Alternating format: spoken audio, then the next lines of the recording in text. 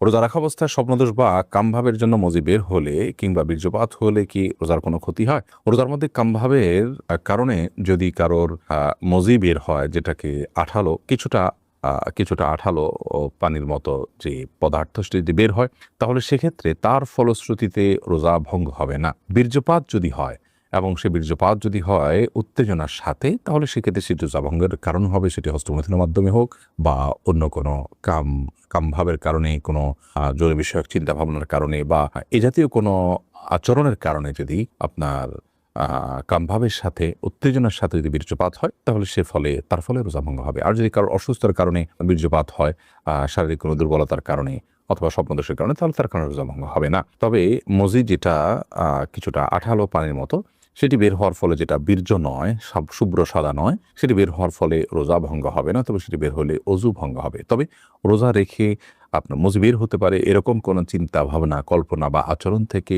বিরত থাকা উচিত, সিয়ামের যে মৌলিক লক্ষ্য আছে সে লক্ষ্য সাধনের স্বার্থে এবং প্রয়োজনে।